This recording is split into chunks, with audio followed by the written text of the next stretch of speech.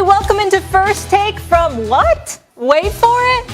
Yes, the band is back. Stephen A. Smith, Max Kellerman, and I'm Molly Karen Rose. Guys, let me just tell you this. This is what a loser I am. I've been doing this show for, almost 6 years now. It felt like the first day of school. I had my outfit picked out. I had my breakfast and lunch packed in a cooler. I kid you not, and I was awake at 3 a.m. Yeah, it's exciting. I was afraid I was going to oversleep. Things are coming back. It felt like the first day of school. Honestly, I'm like, oh my gosh.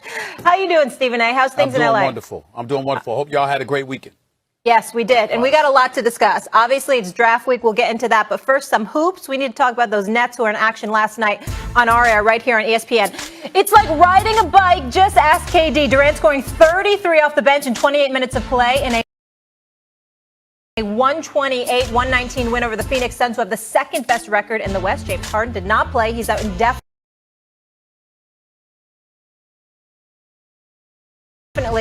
after experiencing a setback while rehabbing his right hamstring. A big win for Brooklyn. Stephen A., where do you stand on the Nets now, sir?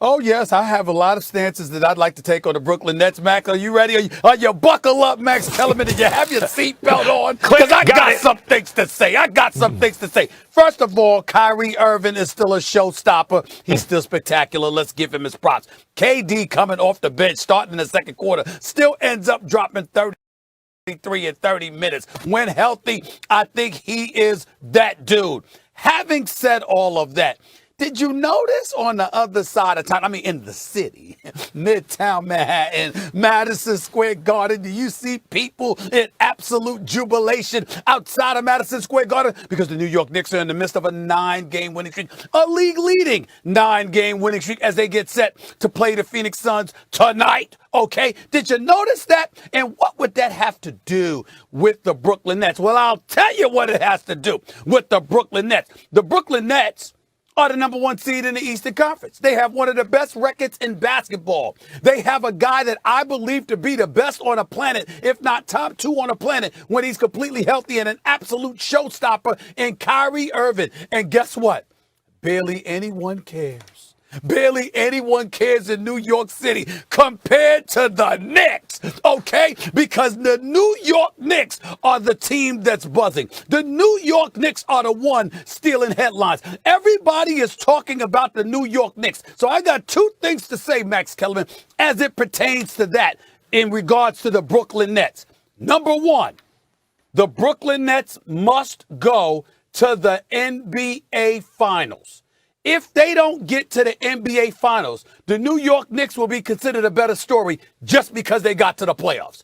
They will be the talk of the offseason. Everyone will be talking about the New York Knicks. The New York Knicks will confiscate headlines from the Brooklyn Nets. Not that they haven't done it already. They've already done it. But I'm just saying it will be indelibly imprinted that the New York Knicks are the story and the Brooklyn Nets are, well, whatever, they're good, but that's what people will say about them. That's number 1, which leads me to my second point, Max and Molly.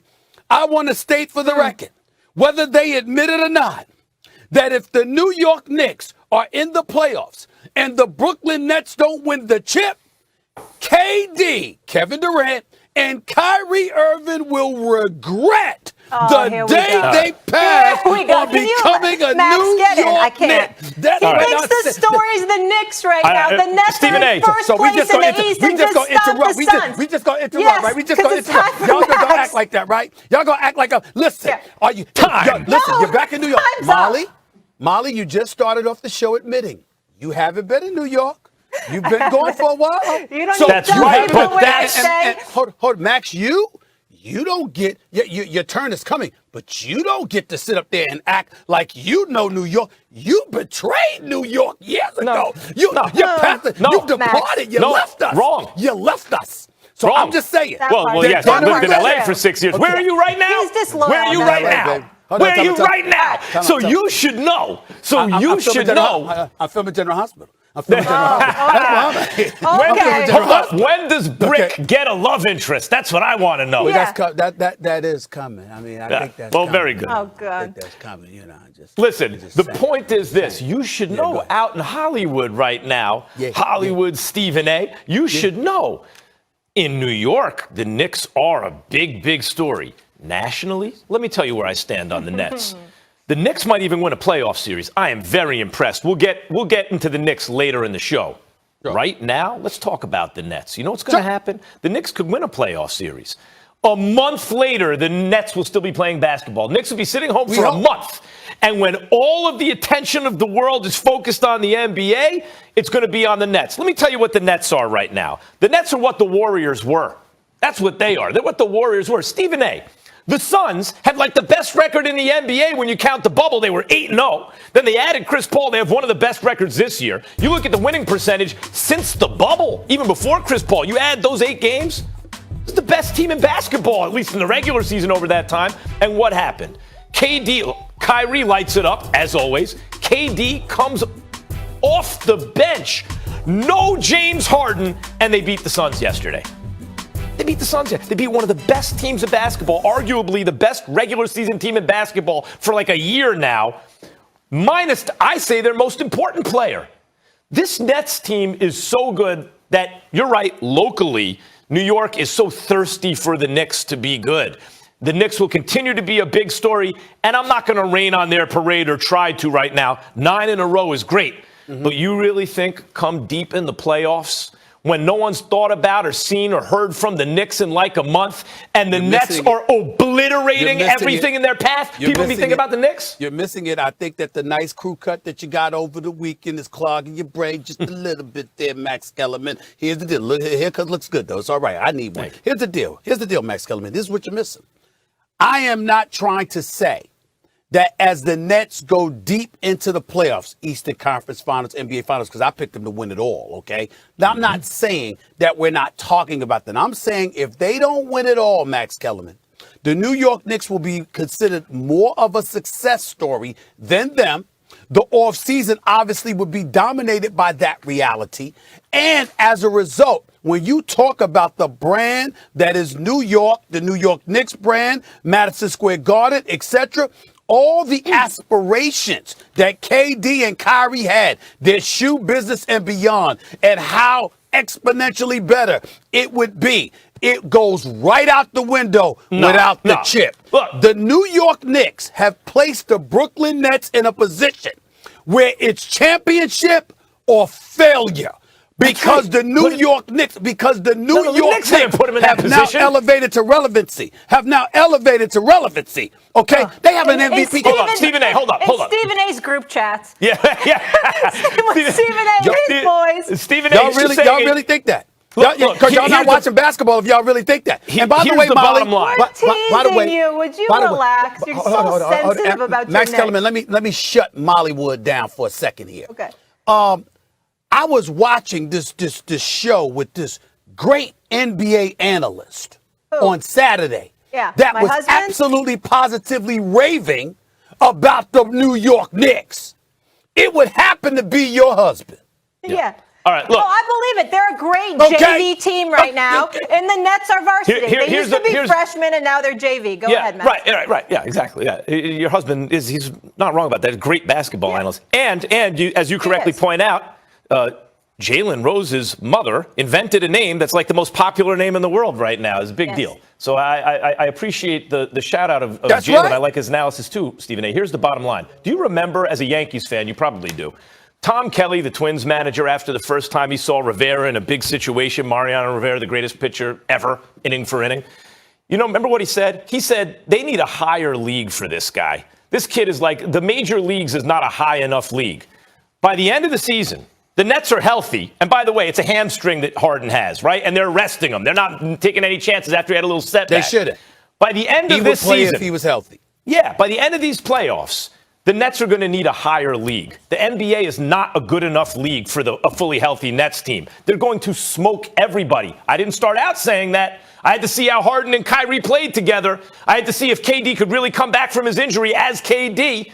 But the results are in. Oh, my God. When this team gets healthy, it's going to be the greatest offense in the history of American team sports. That's fine. There is no resisting them. They better win the chip. And Molly, just stroll around. Now that you're completely vaccinated like Max and I, just stroll around the city. And Brooklyn's only 10 minutes away. Brooklyn's only 10 minutes away. Brooklyn's only 10 minutes away from you, Molly. Roll around the city, all 5 boroughs. You might find 5 people talking about the Nets. You might find 5. And then leave the city and everyone's talking about them. Speaking of being impact on the game is so profound, we cannot ignore that. But when you think about a quintessential point guard, somebody that knows how to be a floor general and run a team, and you're a facilitator for others. Well, now we're talking about Irvin Magic Johnson. We're talking about Isaiah Thomas. We're talking about Chris Paul, who just passed Magic Johnson as one of the top all-time assist leaders in NBA history. I mean, this is what we're talking about here in terms of quintessential floor general point guards. Steph Curry, his impact is what makes him debatable because he's a point guard. And as a point guard, your impact on the game is so profound because you're the greatest shooter who's ever lived. You're the greatest shooter God ever created. That's the difference. So in terms of impact, that's why you have people that literally say, well, you know what? He might be the greatest because he plays the point guard spot. You're talking about impact. But when I think literally point guard, I'm thinking about a floor general, somebody who runs the team, an extension of the coach on the floor. That's not Steph Curry. Even though he can play the point guard, he can handle, he can pass. Obviously, he's the greatest shooter, et cetera, et cetera. There's a difference between being the greatest shooter and having a profound impact and being the quintessential point guard. A quintessential point guard is a floor general. That's different. He's not the best ever there, but he is the greatest shooter we have ever seen on the planet Earth. Yeah, I think everyone acknowledges universally he's the greatest shooter of all time, as you pointed out. Like in every way you can shoot the ball. He's the best who ever did it, right? Okay. But I heard you say last week, and we got into it briefly, that, he has to start to be considered in that conversation with Magic Johnson as the greatest point guard ever. And here's my problem with that. Okay. Steph Curry is one of the maybe 3 or 4 most influential players ever. There's no doubt about his influence. Look at the way the game is played. That's Steph. He changed the game. Only a handful of guys have come along and changed the game. He's one of them. But we have to take them in the context of their own league. Steph in his day was obviously no better than Magic in his day. Magic was one of the 2 or 3 best players in the league every year he played. A lot of times he was the best player. Like they were number 1 or number 2 in the league. That usually has not been Steph. Number 1, in the context of his own league. Number 2, Steph Curry doesn't mean just because he once choked in the finals, he'll always choke. In fact, the last time I saw him in the finals, he heroically won a game shooting, which he had not done till that point, against Kawhi Leonard and the Raptors, without KD. I was very impressed with that, and maybe he'll prove more stuff like along those lines going forward. But Stephen A., the real answer to who's the greatest point guard of all time, the guy who runs your offense, is LeBron James. If you had to make your all-time team, you'd probably put LeBron James at the point. Leaving him out of this because he's a forward, just comparing Steph to Magic, Steph has had too many finals where he's not himself, where the Steph we see in the regular season doesn't show up in the finals. And I point to especially, you know how I say if the Martians have the death beam pointed at Earth, who do you want? Well, if it's Game 7 and you have the greatest record of all time, and you're at home and it's in the 4th quarter and you have the best half-court offense ever and you're the conductor of the offense, and it doesn't score a single point in the last 4:22, and as a consequence you lose? No, I got to see, you got to make up for that one. Magic Johnson, I will remind you, as a rookie, they needed a point guard, right? Stephen A., he's averaging double-digit assists throughout the playoffs, the finals, all this. When it got to a Game 6 against Philly, Kareem couldn't play. So now you have a game where Magic, we need different things from you right now. Yeah, you can average 10, 11 assists a game and we can win. We need you for points and rebounds now. And in Game 6, they're up 3-2. Magic gives you 42 points and 15 boards. He gives you exactly what you need to win. Magic Johnson was usually the best player on the team because Kareem was on the second half of his career. They won 5 chips. That has not been Steph Curry. You can't put him in the same category with Magic. I can't put him in it because it depends on what I'm looking for. If I have Magic and I have Worthy and Kareem and Byron Scott and Norm Nixon before that and Michael Cooper, and I'm running a fast break and I'm distributing the basketball, that's a certain style. In Golden State, I got a point guard who's the elite marksman the game has ever seen. So even though he's dribbling the ball, he brings it past half court. He gives it to the Draymond Green, who's a point forward. And by the way, he's running all over the place because his conditioning is off the charts. And even though he's the point guard, he's the one we're looking to get the ball to shoot, because he's the one with the most accuracy. So what I'm saying to you is that when I was talking about Magic compared to Steph Curry, because they both played a point guard position, Magic's a true point guard that's running a show, and he's the greatest. Steph Curry is the greatest shooter. If I want a shooter based on the personnel I have with me, okay, and I'm looking at the Kelly Oubres and Andrew Wiggins of the world and others who can play but not necessarily can shoot the basketball, then I want him. If I got cats that can finish at the basket, that can fill the wings, that's going to finish off fast breaks and stuff like that, then I want Magic. I'm saying to you, Magic and his greatness cannot be denied. And I understand that. But the reason I brought up the discussion is because what I was trying to ask basketball people throughout the world was, what's your preference? Whether it's going to the park, Rutgers in New York, West 4th Street, 135th in Harlem, on Lenox Ave, the Bronx, whatever the case may be, Southside Chicago, Compton, LA, Long Beach, wherever you want to go. Who do you want? I'm asking that question to basketball purists, because even though we can appreciate the greatness of a Magic Johnson, we still find ourselves saying, depending on the personnel we have, we might want this. If I go to the park, Max, and I don't want to get off the court because runners up. So the bottom line is you waiting, and if you lose, you might have to get off the court for the next several hours. Well, guess what, Max? If I'm looking at the other three guys and I'm saying none of them can shoot, then my fourth guy needs to be Steph Curry. But if I got cats that could put the ball in the hole, I'm going to want Magic. It's a preference question. Yeah. That's why I brought it up. They do different things. Yeah, that's why I brought it up. That's do different things. But, all right, but let me bottom line it. I'm starting a team. I'm trying to win as many championships as possible. I'm taking Magic over Steph. I'm listing the 10 best players who ever lived. Magic is on the list. Steph is not. Magic is better than Steph at basketball. Now, Steph is playing in an era. No one shot the ball as much from three ever that they're doing nowadays, and that's because of Steph Curry. Steph had an imagination big enough to say, "Who says I can't shoot from back here?" That's according to you. For me, Steph is the top 10 player of all time. For me, no. What I'm saying is, for me, if I see a guy and you told me coming out of college that Steph Curry could shoot like this is what he's going to do on the NBA level, I'm telling you, there are some people who would pick him ahead of Magic. Not because he's better, but because they want a marksman like that. Because when you have a shooter like that, that's the kind of dynamic they create. It's all a preference with basketball. And you see that with teams all the time. Baseball, anyone?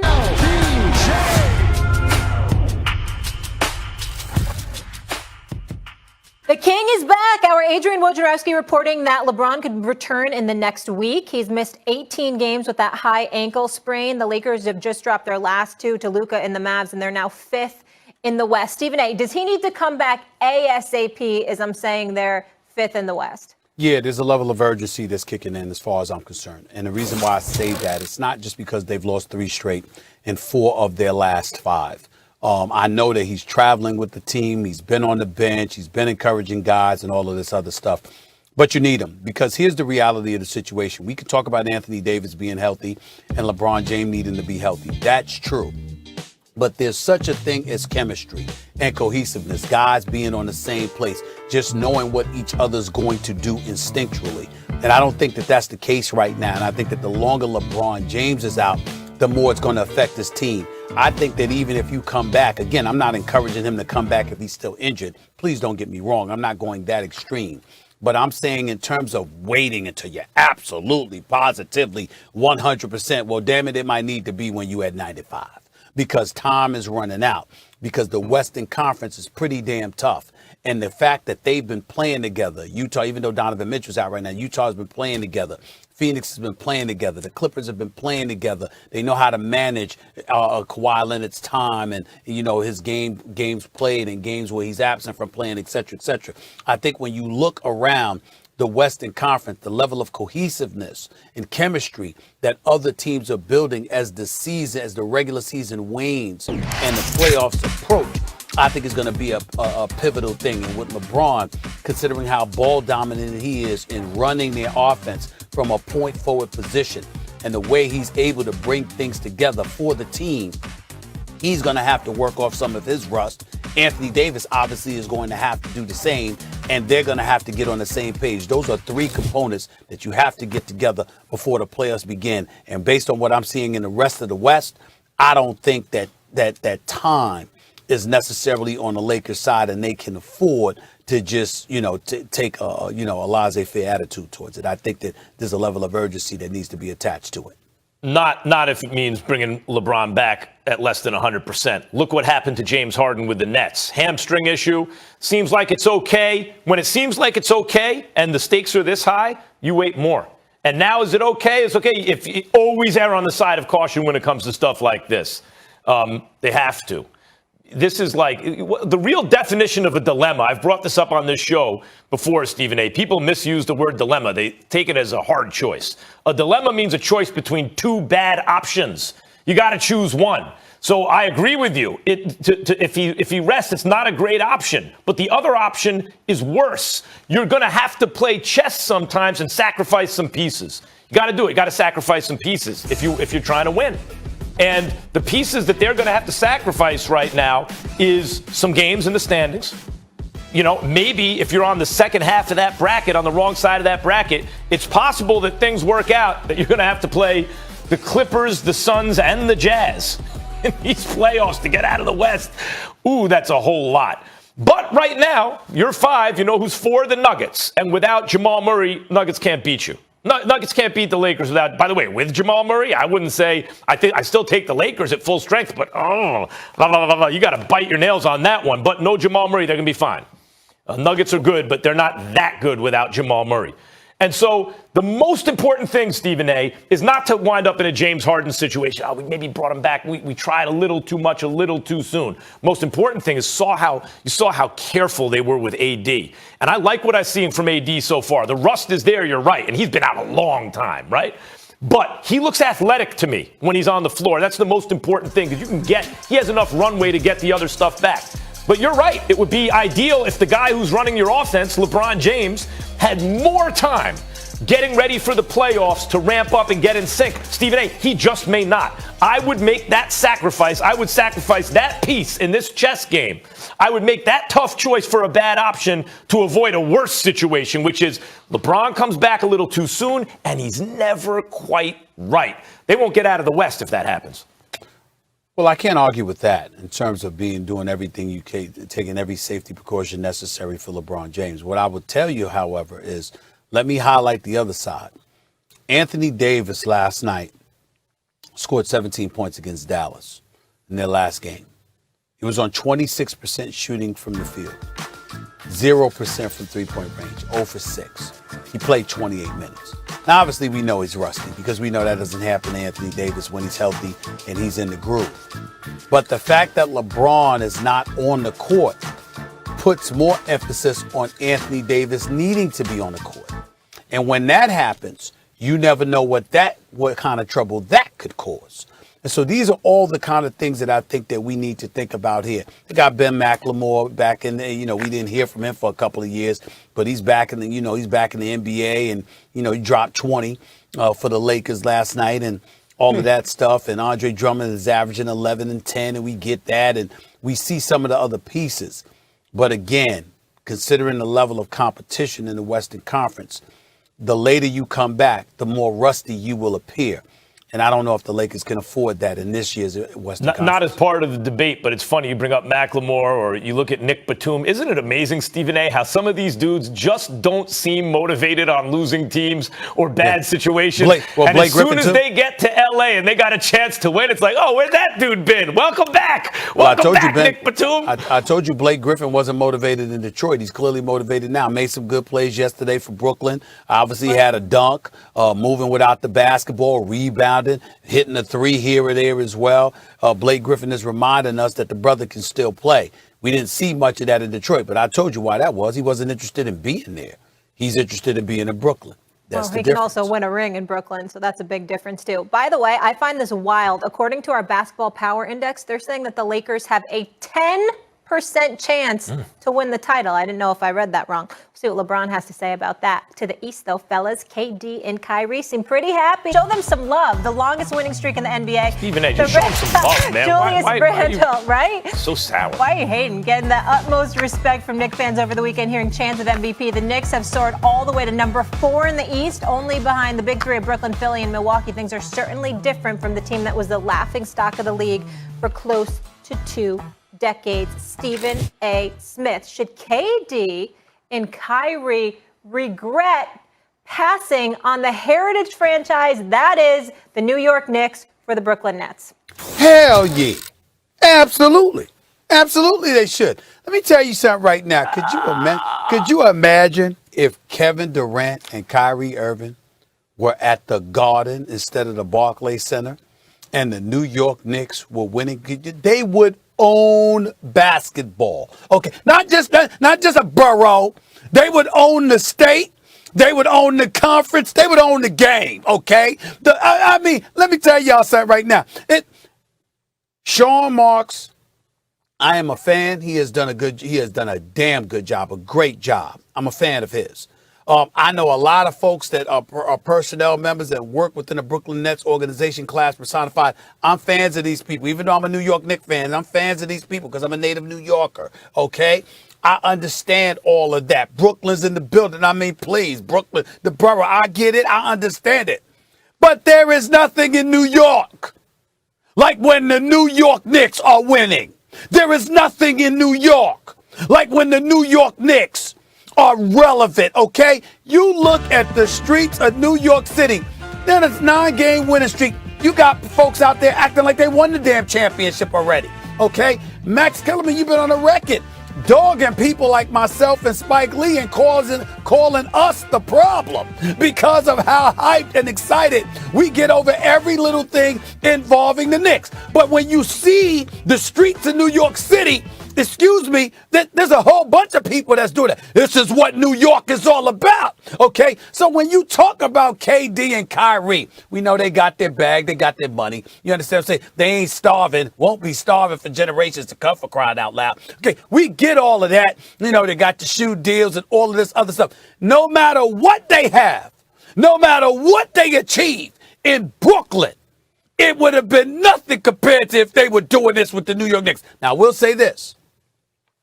If Leon Rose and Worldwide West, William Wesley, with Scott Perry, all right, the Tom Thibodeaus of the world, if those cats were there, I think that Kyrie and KD would have been at a spot like that, okay? They weren't there, all right? I think if they were there before Kyrie and KD made the decision, they might be in a New York Knicks uniform. But that's neither here nor there. All I'm telling you is that they have to win the championship in Brooklyn for anybody to care. In New York, with the Knicks, they wouldn't even have to do that for people to care. People would care from the time they showed up in training camp. That's the difference. Stephen A. Smith, you and I are both New Yorkers, native New Yorkers. No, you're not. No, you're not. You just I'm live not a here. native New Yorker? You just live here. You just live here. You're a traitor. You You're a traitor. You're a traitor. You wrote a column in Philly. You were local. Yeah. I started out doing a show called Max on Boxing in public access in New York. We were both local to begin. But what happens when you have a lot of success? You can't stay local. You go national. I'm thinking about gangsters. You ever watch those like gangster documentaries on TV, Stephen A., right? You know the history of that's it. all that's of on course, in my house. But I'll tell you what, like Al Capone ran Chicago. No one ran a town like Al Capone ran Chicago. Lucky Luciano ran the entire syndicate. He ran the whole country. Who you rather be, Capone or Luciano? Who you rather be, you or me or some local guy? Yeah, right. Andy Garcia, Lawrence Fishburne. That's right. Oh, underrated. Yeah. One of my underrated. Underrated. Yeah, Love you're that movie. When you don't know. Hey, Max, when you don't know, you don't know. That's right. Yeah. So that's the Knicks are local. You're right. They're a bigger deal locally. You know what the Nets do? They lead national coverage consistently. That ain't the Knicks. Now, Stephen A., I am not downing. I'm not taking today to down the Knicks. Like, when you say when you say they should have signed with the Knicks, how are they supposed to know that the Knicks wouldn't mess it all up again or that they'd ever have a 9-game winning streak? Right? Like, Sean Marks has been with the Nets for 5 years making good decisions. The new crew at the Garden has been there about 18 months. And there was no way to know, because, Stephen A., you correct me if I'm wrong. I'd like to hear an example of a cat in the history of the NBA like Julius Randle. Pretty high draft pick. Was what he was. Double-double with a mid-range. Yeah. Not really built like a defender. Not ambidextrous. Still needs to use his right. When did that dude, after 5, 6, 7 years in the league, ever become an MVP candidate? I don't remember that ever happening. The way it's happened with Julius Randle, there was no way to predict that. He signed for $10 million. I made fun of it at the time. Oh, you finally got someone to take your money. Then Lakers let him walk out the door to clear cap space. You know, that was highly unusual. What the Knicks are doing right now is highly unusual, and we don't even know if they're going to sustain it. Meantime, Brooklyn is actually taking over the basketball world, but the playoffs haven't started, so it's not obvious enough yet. Are you ready for this, Max? This might shock you. I'm going to say it on national television. The New York Knicks have a better culture than the Brooklyn Nets right now. A better culture. Let me tell you something. You got a guy like Tom Thibodeau, hard-nosed, lives, eats, and breathes basketball, tried, true, and tested. You got, as much as I love Doc Rivers and I revere Doc Rivers, you got some people talk about that 2008 championship with the Boston Celtics doesn't come unless Tom Thibodeau is your defensive coordinator, de facto defensive coordinator, as an assistant coach under Doc Rivers. You've got people who looked at D'Antoni in Phoenix when he was averaging 58 wins a season and said if he had listened to Steve Nash, who was the GM of that squad, and hired Tom Thibodeau as his guy, Mike D'Antoni would still have a lifetime contract in Phoenix because they would have revered the great work that he had done if he had brought in somebody that knows defense. You got a guy like Tom Thibodeau, okay, who is known as being hard-nosed, who is known as living, eating, and breathing basketball, who ain't interested in taking days off, okay? And so when you look at it from that perspective, what does that mean to New Yorkers? New Yorkers are seeing a coach and the impact a damn good coach can have in terms of holding you accountable, in terms of you doing what you're supposed to do, et cetera, et cetera. You got Julius Randle leading a virtual bunch of no-names, all right, into the playoffs with the longest winning streak in basketball. Meanwhile, in Brooklyn, you got one dude who I consider to be the best on the planet when healthy, but obviously coming back from the injury. You got James Harden coming from Houston. We know the trouble. And now you got the hamstring injury. You got Kyrie Irving. Thank God he ain't taking days off for personal reasons now, because even though the last one was totally legitimate, the first 2 times, if they were legitimate, he didn't tell anybody. After 9 months off, he came back to play for 3 weeks and then took 2 weeks off and said he just needed a break. And so when you got that kind of stuff going on, all right, along with a coach that had never coached on the NBA on any level before, all right, you're going to look at it and say, okay, their greatness as players, as basketball talent is not to be questioned. But that's not necessarily culture building. That's not necessarily establishing an environment that says, excuse me, this is the way things are supposed to be done and this is how we do it. All right, I'll go with you. I'll go with you using your logic because I agree with it. You know who needs to build a sustainable culture because you ain't getting any stars? No one's ever going to choose to go there. The San Antonio Spurs. And they did it the best ever. 5 championships in the Tim Duncan That's because they're in San Antonio. Right. It's the Riverwalk. Major markets are hoping for the following, Stephen A. They're hoping to create the kind of culture that you're talking about, because you ain't going to win without the stars. I don't care what your culture is. I agree. I agree with that. So that KD comes knocking and says, I'm coming here with Kyrie. This is the coach we're going to install and now trade for James Harden. Everything the Knicks are doing, and they are an easy team to root for right now, everything the Knicks are doing is in the hope that one day they create the kind of climate where they can do just what the Nets are already doing to get to where the Nets are right now. You can say that. And everybody wants the superstar talent to win the chip. There's no denying that. I'm certainly not here to deny that. What I'm saying to you, however, is that the New York Knicks right now, based on what we're seeing, do you realize New York Knicks right now are better for basketball than the Brooklyn Nets? Do you really, really want? Think about this. I don't realize that because it's not true. No, well, let me tell you. I'm going to tell you why. You don't care about the regular season. Right. You don't care about how the game is compromised in that regard. When cats taking off gays when they want to and stuff like that. And no priority whatsoever is placed on regular season games. At least by some, not everybody within the organization, but at least by some who will remain nameless. The fact is you don't pay attention to that because all that matters to you is the chip. The chip is paramount. I understand it, but it's not all that matters when you talk about the integrity of the game and helping to build the sport and continue to build the sport. I like what I'm seeing from the Knicks. I'm very, very proud of what I'm seeing from the New York Knicks right now. I'm very proud. Hey, is the chip all that matters for the Nets, Stephen A? It should be. That's now. right. I want to be the team where it's a failure if they don't win the chip because they put together a super squad. The Knicks are hoping to be that team one day. I agree with that. The New York Knicks got to get superstars. You're absolutely right. But listen, for a team devoid of superstars, a lot of people are a hell of a lot more proud of them. They looking at the Brooklyn Nets and saying, you better win the damn championship with the kind of season you put us through. Made a liar out of me, that's for sure. Loyalty and faith is very cute. And we will leave it on that note when we come back here.